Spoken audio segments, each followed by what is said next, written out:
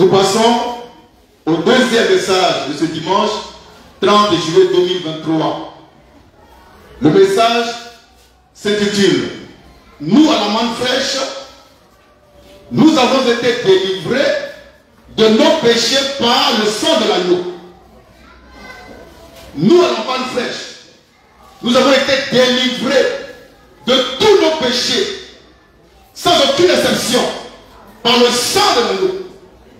Une bonne fois pour toutes, au point que nous sommes saints et justes. Ce matin encore, je vais te montrer ta position réelle en Christ.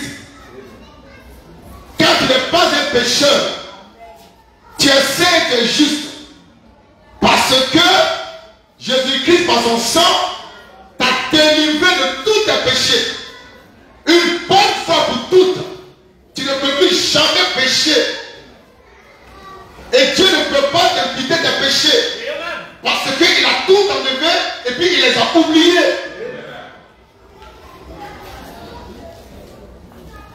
Je veux que tu comprennes la valeur de l'œuvre de la croix.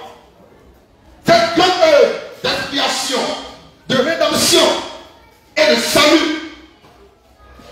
Comprends ça. Ça va entrer dans ton âme. Christ est mort une seule fois pour toutes. Pour tous tes péchés. Mes péchés sont ôtés pour toujours. Et Dieu ne peut même pas s'en souvenir.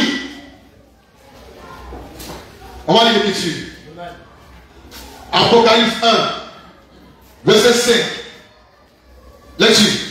Apocalypse 1, verset 5. Et de la part de Jésus-Christ. De la part de Jésus-Christ. Le témoin fidèle. Le témoin fidèle. Le premier-né. Le premier-né. D'entre les morts. D'entre les morts. Le prince des rois. Le prince des rois. De la terre. De la terre. À celui qui nous aime. Oui. Qui nous a délivrés. Oui. De nos péchés. Oui. Par son sang. Par son sang. Il nous a délivrés de nos péchés par son sang. C'est pourquoi nous, on n'a plus de péché en nous. C'est pourquoi nous, on ne doit plus pécher. Et qu'on n'est pas des pécheurs. J'aime ce message.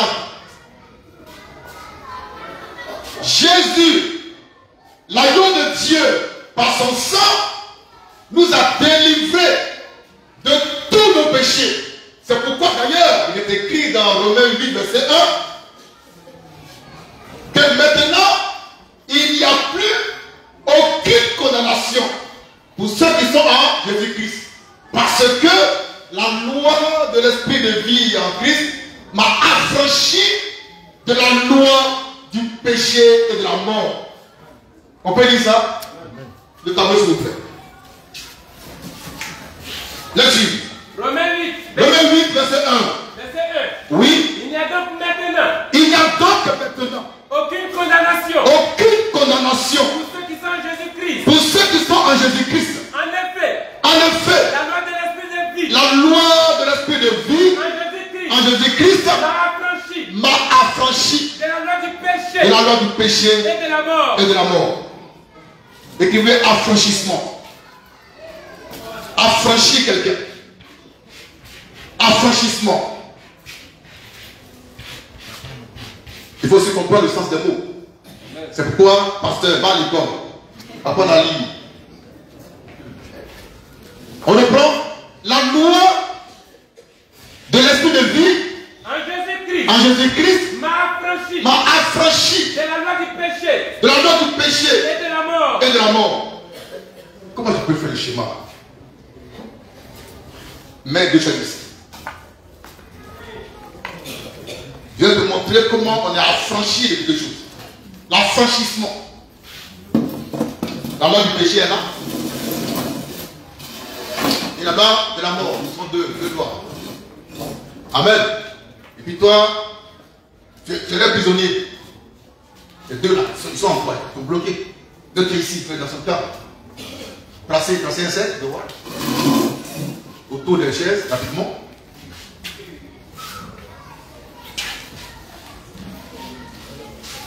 Voilà. Et moi je suis ici. Avec péché et la mort. Dans le 7, bloqué là. Jésus il vient, il me sort de là, il m'a franchi. Donc je vais sortir de la frontière de la mort et du péché. Il m'a franchi, je sors du 7. Je sors, je me mets là. Je suis la lumière, à la sainteté. J'ai été affranchi, j'ai été délivré, j'ai été sauvé, j'ai été libéré. Maintenant, est-ce qu'ils sont encore là-bas? Non. C'est fini. Donc tous mes péchés sont restés ici. Moi je suis ici. Avec le Seigneur. Donc j'ai été affranchi par Jésus. J'ai été délivré par Jésus. Une bonne fois pour toutes, je ne vais plus retourner ici. C'est pas possible parce que quand Jésus me libère, il me donne son esprit. Amen. Qui est pour moi un son, une sécurité, une garantie, une protection. Amen. Et il met en moi les choses qu'il aime. Au point que je ne vais plus retourner là-bas. J'ai été affranchi une bonne fois pour toutes. Amen. Amen. Merci. Donc par le sang versé, le sang de l'alliance nouvelle, le sang de Christ, on a été affranchis de tout péché. Et par son sang, il nous a délivrés de nos péchés. Adultère, impudicité, incrédulité, doute, meurtre, tout ça, oh, il nous a enlevés dans ça. Et maintenant on est libre. Maintenant on est saint. Et il met en nous son Esprit Saint pour nous conduire, pour nous perfectionner. Et quand il viendra, il nous prendra avec lui pour le royaume des cieux. On ne va plus jamais tomber dans le péché. Ce n'est pas possible. Si quelqu'un se dit chrétien et puis il pêche, il se confesse qu'il pêche, en fait, c'est un diable. Sinon, si tu es né de Dieu, si tu es né de Dieu, vrai né de Dieu, tu ne vas plus jamais pécher. Le péché, c'est une vie. Mais Jésus a enlevé ça, il te donne sa vie. Donc tu ne peux aimer que ce qui est pur, ce qui est saint. Et ça, c'est ce que nous faisons. Donc Jésus, je reprends, il nous a délivrés de tous nos péchés. Au point qu'en nous, il n'y a plus de péché. Ce matin, je suis devant toi. Je vais te dire un mystère. Ça va te choquer peut-être. Mais je vais dire ça quand même. Quand tu me vois, de la tête aux pieds, à moi, il n'y a pas de péché. Dans tout mon être, il n'y a pas de péché. Et puis, je ne peux pas pécher. On ne peut pas me faire tomber dans le péché. La plus belle des femmes, la plus belle des ministres, la ministre des ministres, ne peut pas me séduire. Je reprends. La Miss Univers, la Miss Planétaire, la Miss Mondiale, la Miss Olympique, toutes les Miss réunies à une seule Miss. Elle ne peut pas me faire tomber dans l'impudicité. Parce que ce qui est en moi s'appelle Christ. La force qui est en moi, c'est la puissance qui vient d'en haut. Moi, j'ai été baptisé dans le Saint-Esprit, le feu. J'ai reçu ça comme une décharge électrique. J'ai expérimenté la puissance qui tombe sur les gens. Tu ne peux pas me séduire. Bon, on va faire une expérience. On va à la maison, ici il y a de belles filles là. Essayez de me séduire. Essayez. Essayez. Je vais rien dire à ma femme, ce sera encore un mois. Si tu n'es pas mort l'heure suivante, c'est que. Non, peut-être que je n'ai pas vu Dieu. Tu ne peux pas. De même que Jésus n'a pas été celui qui a tombé, c'est la même chose pour nous aujourd'hui. Parce qu'il a mis en nous le dépôt, la semence, sa force. Qui peut me dire que l'apôtre Paul péchait? Qui? Ah, lui, il ne pêche pas. Mais toi, tu pêches. Qui peut me dire que l'apôtre Pierre, là, il péchait? Il ne pêchait pas. L'apôtre Jean, il ne pêchait pas. Mais pourquoi toi, tu vois, tu pêches? C'est parce que en toi, il n'y a pas la semence de Dieu. Amen. Dieu ne ne peut pas te sauver et puis tu vas encore pécher. Mais non. Il t'a sauvé, c'est pour te nettoyer, pour te perfectionner, pour que demain, vous soyez ensemble. Mais toi, depuis qu'on t'a sauvé, c'est toi chaque matin qui pêche. À midi, tu pêches. Donc, on ne t'a pas bien sauvé. On t'a fait croire que tu es sauvé, mais tu n'es pas sauvé. Aucun homme de Dieu ne pêche. Aucun prophète ne pêche. Aucun apôtre ne pêche. Pourquoi? Christ est en eux. Il nous a délivrés de tous nos péchés. Nous sommes esclaves de Dieu et non du péché. Donc je prie que tu comprennes ta position en Christ. Et que tu saisisses l'occasion pour te perfectionner en Christ. Par la foi. On va lire ici. Hébreux 10, verset 17. Lecture. Hébreux 10. Oui. Verset 17. Oui. Je ne me souviendrai plus Oui. de leur péché, Oui. ni de leur iniquité. Verset 16. Voici l'alliance Voici l'alliance que je ferai avec eux. que je ferai avec eux. Après ces jours-là, Après ces jours-là, dit le Seigneur, dit le Seigneur, je mettrai mes lois je mettrai mes lois dans leur cœur. dans leur cœur. Et je les écrirai. Je les écrirai. Je les écrirai, oui, Dans leur esprit. dans leur esprit. Il ajoute. Il ajoute. Il ajoute, Je ne me souviendrai plus oui, de leur péché, oui. ni de leur iniquité. Amen. Maintenant, dites-moi, le micro s'il vous plaît. Dieu, il fait une promesse en disant, il va écrire ses lois quelque part. On va relire ça. Dieu, il dit, il va écrire sa parole quelque part. On va voir si c'est de la Bible, il va écrire ça. Il faut qu'on soit concret. Lecture.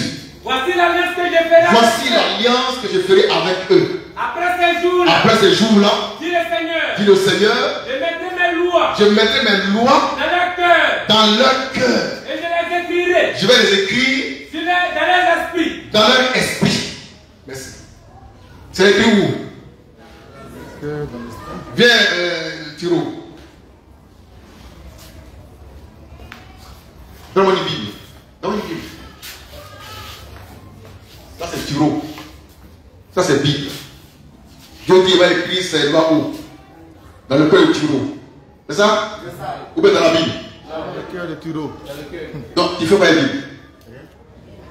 Dieu il met en toi sa parole, tant que tu n'es pas de Bible. Il dit, je vais écrire ma loi dans le cœur de mes élus, dans leurs pensées, dans leur être, dans leur âme. Et toi, tu as Bible 8 secondes, tu es un bâtard. Amen. On communique là? Amen. Dieu, il met sa parole dans ton cœur. Il écrit ça dans ton cœur, il te parle. Et tu vas acheter une Bible à 2500 francs. Et tu es là. Ça, c'est la parole de Dieu.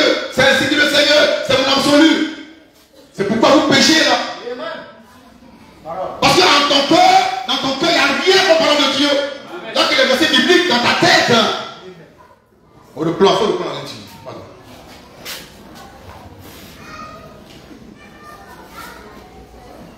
Le verset 16.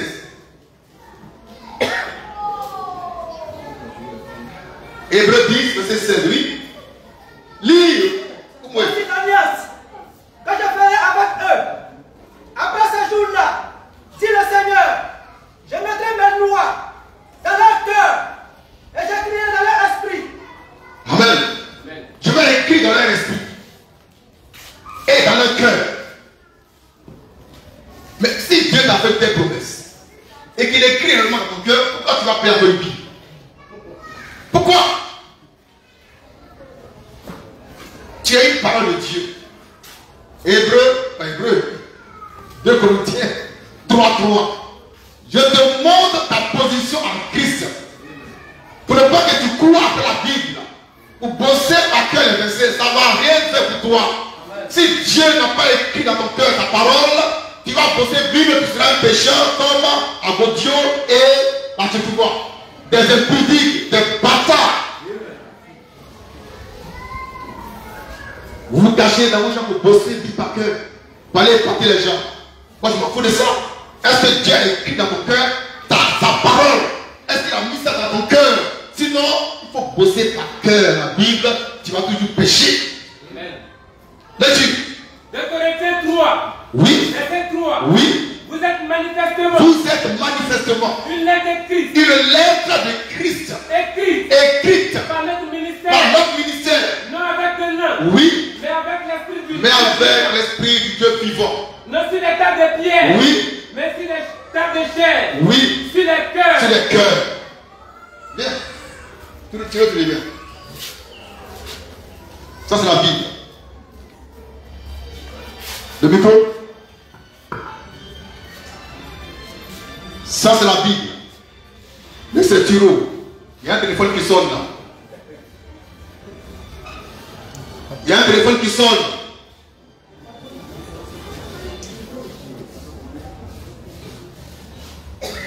Envoyez celle-ci. Mets celle-ci.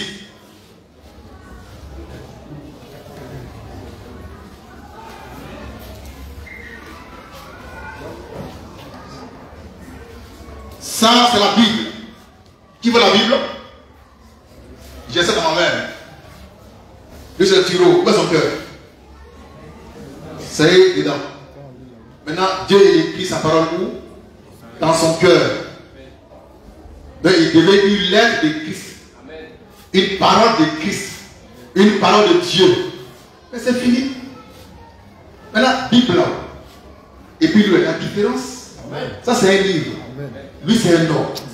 C'est différent. Donc, quand Dieu a écrit dans son cœur sa parole, lui, il ne peut plus pécher. Mais s'il prend Bible, il bosse par cœur, il va pécher. Alléluia. La parole. Merci. C'est ça que je veux te montrer. Pour que tu reconnaisses ta vraie position en Christ. Tu n'es pas un pécheur. Si tu es né de Dieu, tu ne peux pas être un pécheur. Si tu es né du diable, eh bien tu es un pécheur. Maintenant, Dieu dit, il ne va plus se rappeler son souvenir de péché qu'il a pardonné. C'est pourquoi quand tu viens de nouveau, quand tu deviens une nouvelle création, tous tes péchés, Dieu il oublie ça. C'est comme si toi tu n'as jamais rien fait de mauvais. Maintenant, tu es né de nouveau. Dans la marche, tu as glissé encore. Pas ça. Et ta première vitesse, c'est le péché que vous aimez beaucoup là. Ta première vitesse. Au lieu de t'enseigner en forme de quelqu'un. Dieu dit c'est pas grave. Quand tu es bébé, tu as fait ça, on va te nettoyer. Et le sang de Jésus nettoie le péché. Et puis Dieu te fortifie. Jusqu'à un certain niveau là. Tu ne peux plus jamais tomber dans le péché. Amen. Ce niveau là, moi j'ai atteint ça. Amen. J'ai atteint ça. Je suis au top niveau. Je suis prêt pour être enlevé. Amen. Jésus vient maintenant, je disparais. Amen. Je vais avec lui. Je suis prêt. Je dors dans sa gloire. Je dors dans sa présence. Je suis prêt. Mes péchés ont été enlevés. Mes péchés ont été ôtés. Jésus-Christ, par son sang, a ôté nos péchés pour toujours. 1 Jean 3, verset 5. Pour montrer que Jésus a pris nos péchés et que maintenant, il n'y a plus de péché en nous et nous sommes 3 fois saints. Là-dessus. 1 Jean 3, verset 5. 1 Jean 3, verset 5. Or, vous le savez. Vous le savez. Jésus a paru. Jésus a paru. Pour ôter les péchés. Pour ôter les péchés. Et il n'y a point en lui. Il n'y a point en lui de péché. Hébreux 9, 25 à 26. Je te montre ta position réelle en Jésus-Christ, ton sauveur et ton rédempteur. Tu n'es pas un pécheur. Tu n'es pas une pécheresse. Là-dessus. Hébreux 9. Hébreux 9. 25 à 26. Oui. Et ce n'est pas pour s'offrir. Oui. Lui-même. Oui. Plusieurs fois. Oui. Il est entré. Oui. Comme le souverain sacrificateur. Oui. Entre chaque année. Oui. Dans le sanctuaire. Oui. Avec du sang étranger. Oui. Autrement. Oui. Il aurait fallu. Oui. Qu'il eût souffert. Oui. Plusieurs fois. Oui. Depuis la création du monde. Oui. Tandis que maintenant. À la fin des siècles. Il a paru. Une seule fois. Pour abolir le péché. Pour abolir le péché. Par son sacrifice. Par son sacrifice. Jean chapitre 1, verset 29. Il a paru une seule fois pour abolir le péché par son sacrifice. Jésus-Christ, l'agneau de Dieu. Et quand on parle d'abolition, ça veut dire que c'est fini, c'est terminé. Lecture. Jean 1, verset 29. Jean 1, 29. Le lendemain, il vit Jésus. Oui. Venez à lui. Jean, il voit Jésus venant à lui. Et il dit, voici l'agneau de Dieu. Voici l'agneau de Dieu Qui ôte le péché qui du monde. ôte le péché du monde. Jésus-Christ, l'agneau de Dieu qui ôte le péché du monde. Et ce péché-là, avant qu'il ne puisse l'ôter, il est devenu lui-même péché. Amen. Amen. Vous suivez? Amen. Il vient pour ôter le péché. Et d'abord, il devient péché lui-même. Et puis, il ôte le péché. Et quand tu es ôté, toi, tu es libéré. Il te donne de sa sainteté, de sa pureté. Et il met encore le sceau de l'éternité. Tu ne vas plus jamais pécher. Amen. Tu ne peux même pas rester plus convaincu avant de t'aider. Ce n'est pas possible. Parce qu'il change tes pensées. Il change tes désirs. Il fait de toi un homme saint. Saint et saint. Amen. Et c'est ce que nous sommes à la flèche. Des gens saints. Des gens purs. En qui il n'y a pas de péché. Moi, ça fait 30 ans quand je prie, je ne confesse pas péché. Parce que je ne pêche pas. Ce que je n'ai pas fait, je confesse. Je ne pêche pas, je ne confesse rien. Au contraire, je dis au Seigneur merci parce que moi là, je ne pêche plus par ta grâce. Je suis saint, 3 fois saint, voilà. C'est ça ta vraie position. Amen. Et il faut rester là-dedans jusqu'à ce que Jésus revienne. Amen. Même si tu vas en sortir, tu ne pourras pas en sortir. Ça, je te le garantis aussi. C'est Dieu qui veille sur ta sécurité, sur ta sainteté. C'est Dieu. Je dis, il faut essayer. Prends ton portable, appelle Michouin, tu ne pourras pas. Le désir de la femme là, il va te tuer ça encore. Tu ne peux pas. Ça va? Amen. Parce que tu es 3 fois saint et que Jésus-Christ, par son sang, a ôté tes péchés, il t'a délivré de tous tes péchés. Et Dieu ne s'en souvient plus. Le sang de Jésus est tellement puissant que ça a nettoyé la mémoire de Dieu de tous nos péchés. Il ne s'en souvient plus. Pas que Dieu oublie, mais il dit, moi je ne veux plus me rappeler de ça, c'est fini. J'ai pardonné, on passe à autre chose. Donc tu essaies, 3 fois saint, garde ta position en Christ et puis allons de l'avant. Parce que bientôt, le Seigneur viendra. Amen. Pour l'enlèvement. Bientôt, il viendra. Pour l'enlèvement. Alors soyons prêts parce que nous sommes prêts. Amen.